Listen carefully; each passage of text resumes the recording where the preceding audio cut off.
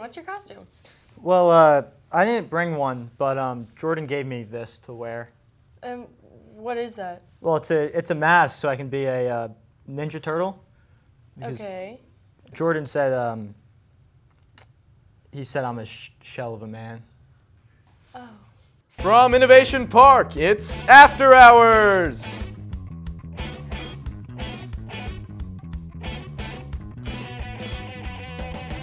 With your hosts, Jordan Tracy and Chloe Cullen.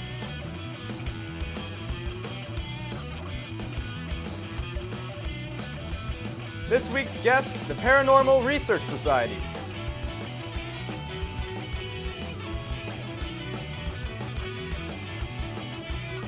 Now here's your haunted host, Jordan Tracy.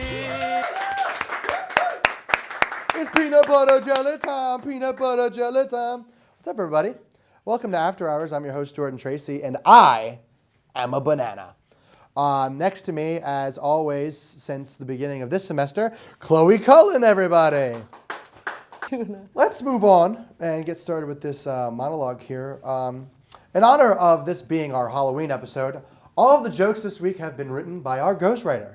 Ooh. That was lovely. I thank you all for that. Speaking of pasty white things, Hillary Clinton testified in front of Congress for 11... Transition game. Hillary Clinton testified for over 11 hours over her involvement in the incident in Benghazi. And the grueling period brought up to little to no evidence about the incident, and Republicans are facing criticism for wasting Congress's time, and also leaving Bill Clinton unsupervised all day. It is worse than a toddler. We'll go over here. That's more Barack Obama. Just let it go. They're the same person. This past week, Democratic presidential hopefuls Jim Webb and good old Lincoln, grease your thighs because it's getting real chafy, decided to end their campaigns. So it's a sad moment in political history. So let's take a brief moment to pause and reflect on their accomplishments.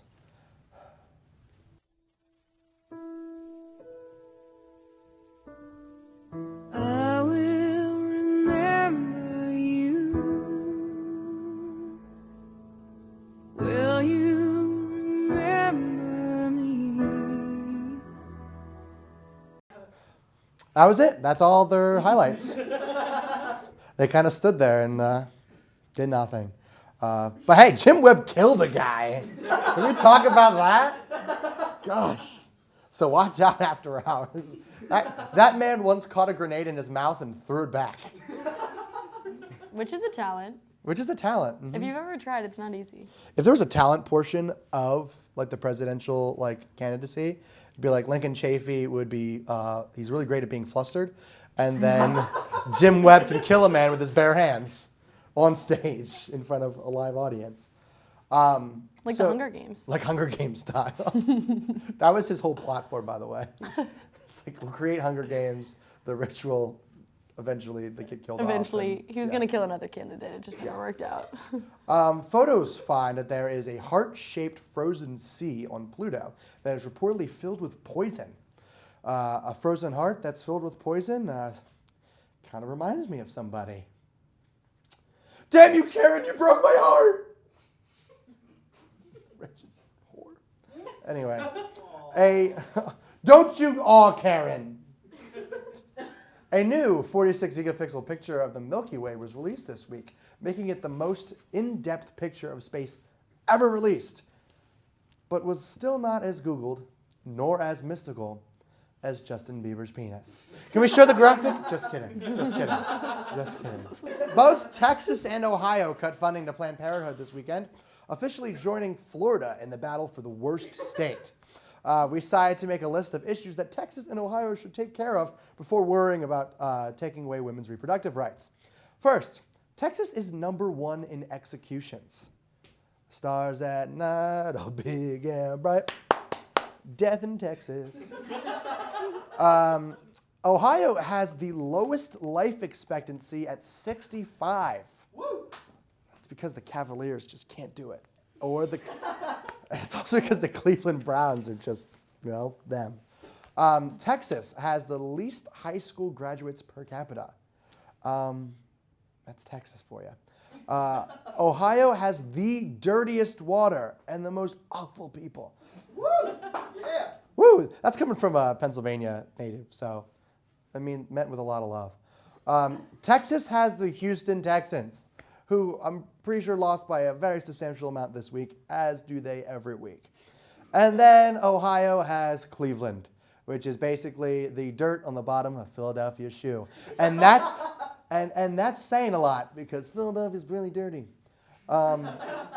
There's a new book that lets you search for parts of Malaysian flight MH370 in a variety of places, including Russia, North Korea, and even hell. That's a great place to look for it. As it turns out, CNN has actually signed a book deal with this author because they just can't get enough of the first book. It's so great. They just love hearing the story over and over and over and over again. Malaysian flights. Gosh. Sorry, I had a moment. So LA Water District moves to start toilet to tap program, turning toilet water into drinking water, as dogs do. They adopted this policy from Taco Bell's toilet to food program. As seen by this graphic, we can explain this here. We have the toilet. It's so happy. It's a happy toilet where Taco Bell begins its harvest of food particles. That toilet then is processed, that material is processed and brought down and makes you a wonderful Crunchwrap Supreme. Super Supreme for extra toilet. And then you eat the Crunchwrap Supreme and begin the process over again. It's very Toilet to eco-friendly. food. It is. It is eco-friendly and full of You're welcome. There's a lot of bleeping going on this episode. You're it's welcome, so editors. spooky. It's so spooky. What is he saying? We don't know because it's bleeped. Yeah, I'm just saying ghost the entire time. Just do that. I want you to edit that and have me say ghost every time you bleep it. Anyway, the biggest hurricane on record is set to hit Mexico. Finally, clean water. We have a great show for you this evening. We have the Paranormal Research Society and more Halloween shenanigans. And I'm a banana. Don't go away. We have more for you.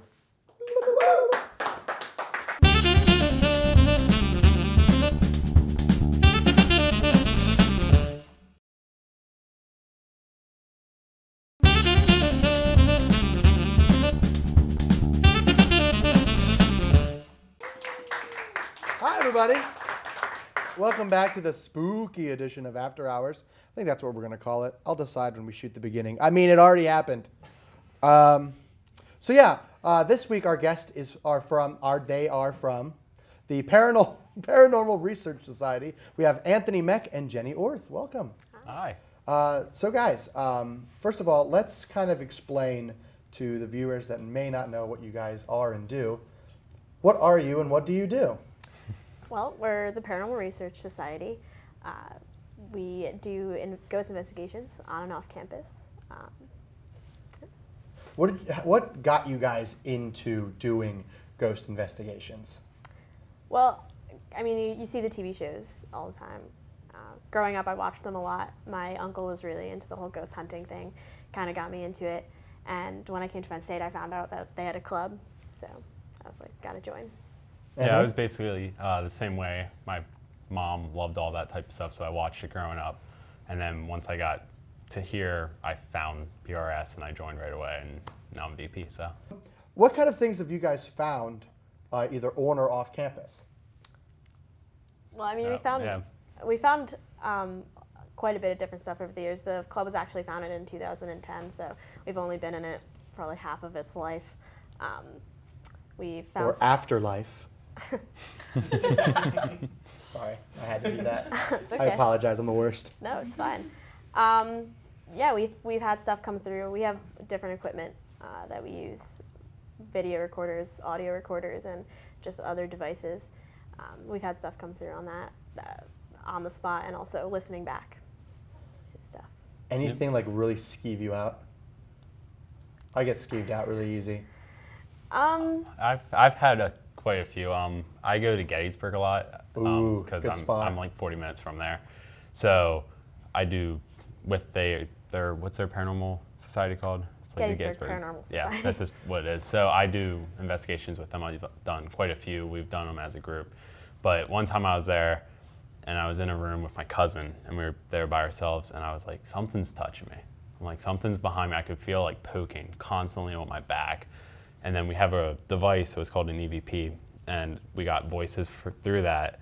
And then also he had a Mel reader, which reads kind of electrical fields and stuff, and he had it on my back, and it was like spiking up and down insanely. Temperature in the room kept dropping around me. So it was quite an experience. Well, I have that happen to me at work, but that's creepy Tony who's behind me and touched me. He's a real weird guy. Wow. So, like, what do you do when that happens? Like, you just let's test everything. Me, I'm gone. Like banana out. Yeah. It's like one of those situations where it's like if it's a bee, well, I don't guess a bee's not a ghost, but they're like, stay still, don't do anything to freak it out. Like, I don't know what I would do about a ghost. Like, I would just stand there and be like, I guess I'll just wait till it's over. For infinity, I don't know. Yeah, I mean, we tried to kind of figure out what it could be. Maybe we were like seeing if there's anything behind me I kept bumping or something, or if there was like a breeze, it could be my shirt moving. But other than that, I mean, I just enjoy that stuff. It's kind of weird, but I sit there and wait for stuff like that to happen, so it was kind of exciting. Yeah, that's the thing about going on investigations. People always ask, one of the questions they ask is, aren't you scared? And the answer is no, because you're going on this investigation to find something, and you're with a bunch of people who are really hoping that something happens. So when it does, initially it's startling, but then it's exciting. I'd split right away. Come on. Come on. I'm a banana. I have to. You understand, I've been waiting for that moment the entire interview.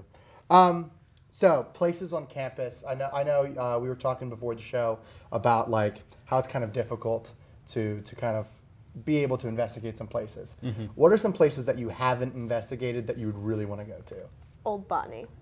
Old Botany. Yeah. Yep. What do you think's creeping in there? Well, we've actually talked to Ryan Buell, who is the host of the show that originated here, Paranormal State, and he was telling us when he investigated here, he just had some crazy experience. So, other than the Old Botany building, what other places should I like stay away from?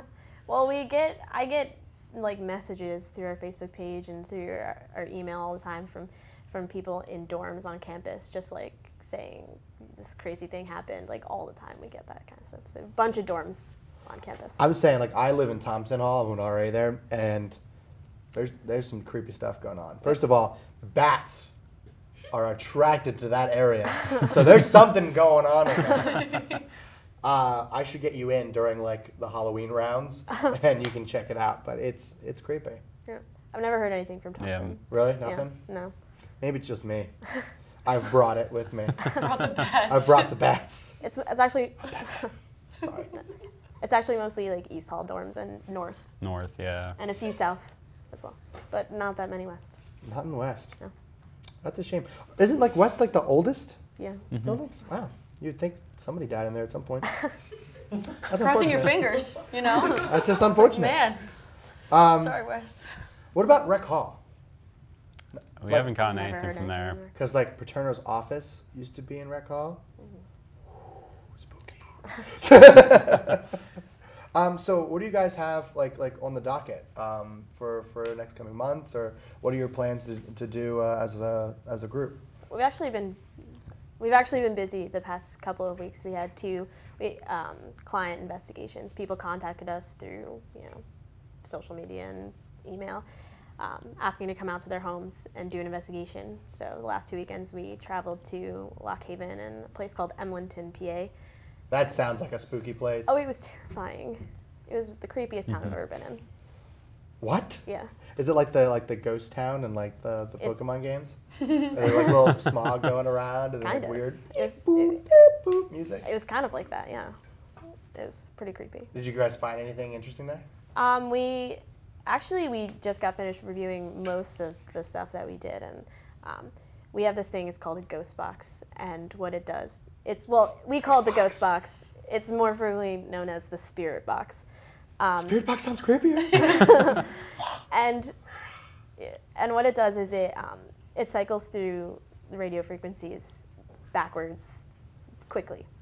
And it's believed that ghosts can communicate easily through it. So we use it, when we go, we use it to try to communicate with the ghosts on the spot. And we were getting a lot of stuff through that. We actually got a few names coming through. What? Yeah. Which we've never gotten anything through the ghost box before, so we were very pleased. Ghost box. Yeah. Spirit box. Spirit box. Spirit box. That's politically correct. That sounds like a fragrance. Ghost box. Buy it at Tiffany's. Get one for your mom.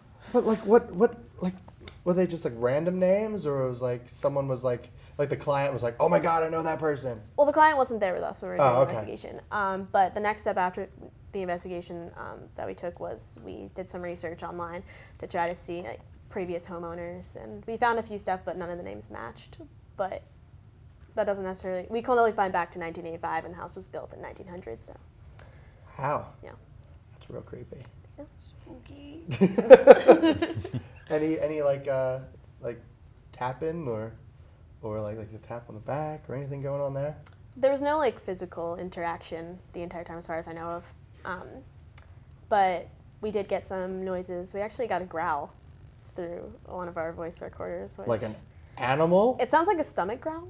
But They're just so hungry. I'm hungry. yeah, Make me a spooky sandwich. we actually did like a lot of investigation into it because we were convinced that it was someone's stomach. But like we looked through all our video and other recorders, and it was only picked up on the one. So That would be so awkward for that one person who's like, yeah, that's a really spooky ghost. It's like, oh, he's like, I'm just hungry. we've been doing this for hours. Give me a snack. You said there'd be finger sandwiches. It's just ghost gas. That's what it is. You gotta hate it. It's the worst. Well, thank you guys for coming out. I appreciate Yeah, it. no problem. no problem. Thank you for sketching me out about the botany building. Yeah, don't know if I'll ever go near that again. Ghosts and plants. Together at last. Just together at last is not my cup of tea. But yeah, thanks guys for coming on. We'll have some more spooky shenanigans coming up right after this. Don't go away.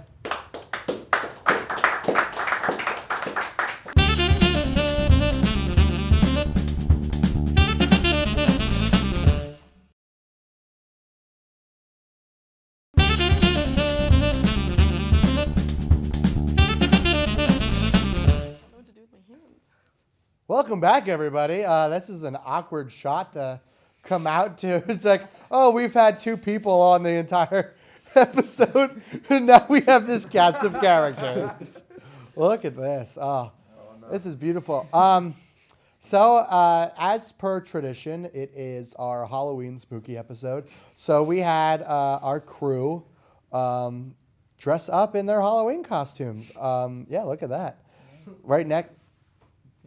Han Solo's getting a little too fresh from me over here. You use your force somewhere else. Han can't. It's all use about the force. Han doesn't use the Yeah. force. Whatever. Amateur. Jeez. Listen here, welcome, Matt. As you can see here, Matt actually, in a cameo earlier this season, played a Matt, and now he has gone full on with it. Congratulations. It took a while to make, but I mean, it was worth the effort. We have the classiest man in food television over here, Guy Fieri. It is the grossest thing I've ever seen in my entire life. If you ever tried to eat in that, it would just don't laugh. I'm not allowed to laugh. It would stick right there. Put your finger in my mouth. This is barbecue sauce. It's tasty. Full thrust. And then we have Bernie Sanders here. I'm sorry. You sound like Bernie Sanders' body, Mr. T voice. I pity the fool. I pity the social inequality here. And then, of course, we have the Ninja Turtle, because, the mask, and he's a shell of a man. No costume, that's what you get. What are you, my friend? You're what? Alex. Clockwork Orange. From a Clockwork I'm sorry. Orange. I'm sorry. I need the young people to explain this to me. It came out in the 70s. So. Sure. Pretty sure it's the 80s. It's in color. It came out in the 70s. It's old. Whoa. Do not attack the banana. And then Chloe over here is just... Just chilling. Or I like to think that I could be Hillary Clinton in the 70s. Is that what Hillary would wear? If she was going wild. Presumably she did. Who presumes that? Bill? Me. She had to if she ended up with good old William Clinton. So normally we do like a fashion show or something, but I think this suffices. I think this is cozy. I really, won the it's costume. like Bernie Sanders meets Albert Einstein right now. E equals MC inequality. Top 1% and the top 8%. Why are you British? That's not British. Top of the morning, Top top 1% and the top 2%. Tea crumpets. Pretty sure. Are you running for prime minister? There's a five. Where's the pig at? It's available. That'll do pig. Yeah. Oh, no. That'll do, pig. That'll do. My mom watches this show. Not anymore. Say, Matt. So if you want to see more of these crazy cast of characters and me do a split, No. But bump. you can find us on the Twitter bird at After Hours PSN TV. You can find us on Facebook at After Hours PSN TV. Han Solo was removing something from my side banana, but that's It weird. wasn't a Some quarter. Guy Fieri on I had some Guy Fieri on me. Gross. And Guy Fieri wins our costume. And find us on YouTube. Watch all of our stuff, maybe. I don't know. Have a great week, everybody. See you next week. Bye. Audience.